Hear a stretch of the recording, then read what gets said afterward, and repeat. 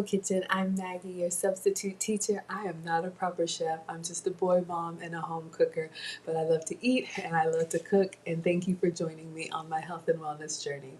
While I'm traveling, I'm giving you guys a 10-part series with a lot of different things that I've cooked in the kitchen, and hopefully this will help keep you engaged. But if you want to find out where I'm at and what I'm doing, please follow along on the community tab or on my Instagram. All right, so for number 2, we're going to talk about cooking with vegetables, and we all need to eat a vegetable. Even if you didn't grow up eating vegetables, there's lots of different options, and you can pick the one that suits your fancy. So I've got 3 tips for you. Let's start with number 1. Easy way to get in more vegetables is just to eat them raw. You can eat them as a salad. If you like broccoli, you can dip it with ranch. You could substitute the broccoli for fresh peppers. Bell peppers come in green, yellow, orange, red, all have a slightly different taste, but to me they're very yummy. You can dip those in with ranch, or sometimes the kids will take them off the counter and just bite into them like an apple. So you definitely can do that with fresh peppers. And then tomatoes. I love tomato. I put them on a salad. Oh gosh, you could just salt them a little bit and eat them sliced up if you like, or like topping them with a little bit of cheese and putting them under the broiler very briefly until the cheese melts and you have a great little pizza snack. Sprinkle some Italian seasoning or oregano on there. It's so scrumptious. So lots of options for getting in more veggies raw.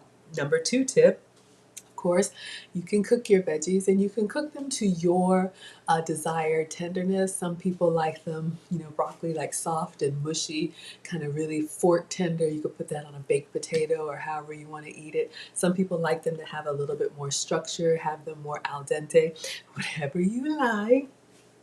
You could saute your vegetables in a pan with a little bit of oil or a little bit of butter just to get them to caramelize a little bit and still have that crunch on the inside. Some of the vegetables that I love sauteed are onions and mushrooms and peppers. We just talked about those. Those 3 vegetables, if you do meal prepping, you could saute them down early in the week and you have easy toppings for, let's say, an omelet. You could grab some onions and peppers, toss them in your omelet.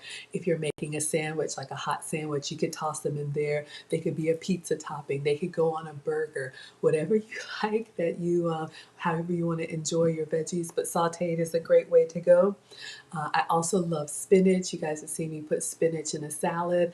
A little goes a long way, or maybe it's a lot, comes down to a little bit. Spinach will cook up very, very quickly, and you can have that as a side dish. You guys have also seen me put it inside eggs. And then squash. Squash is such a great hidden gem for me on my health and wellness journey. Of course, if you just like eating regular roasted squash, that's great. I love a butternut squash in a soup.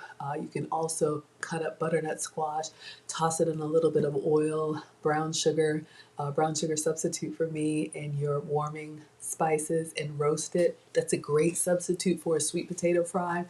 You guys, if you're trying to avoid carbs or pasta, zoodles are a great option, which is the zucchini noodles. You can also do the same with spaghetti squash. You can roast it, and then when you use a fork to kind of pull out the meat, you have these nice stringy little squash pieces, which is a great pasta substitute. And then also, if you like lasagna, I do have a recipe for you. You guys can look at the cook along for the squash lasagna, where we took yellow squash and we used a vegetable peeler to peel off the layers, and that was our substitute for lasagna noodles. So you make your red sauce, you make your cheese spread, and you just layer them together and bake it underneath your cheese. It's so good.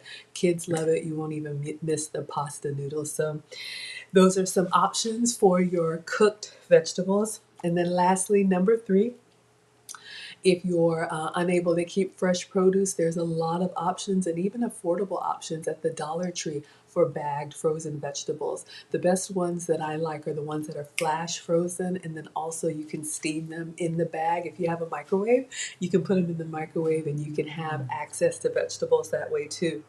It's a great shortcut to toss into a stir fry if you're cooking up something. Toss in some frozen vegetables and they'll cook down. Just know that when they thaw out, they are going to have some extra water in there, so just be mindful for that. We talked about the steam bags. If you're making a quick omelet, you can use frozen spinach if you don't have fresh. Lots of different options there to save time and to save money. So I wanted to give you guys those 3 tips. If you're struggling getting vegetables in, I know some of my scholars have asked for tips for that. Use them as a vehicle to eat what you actually like.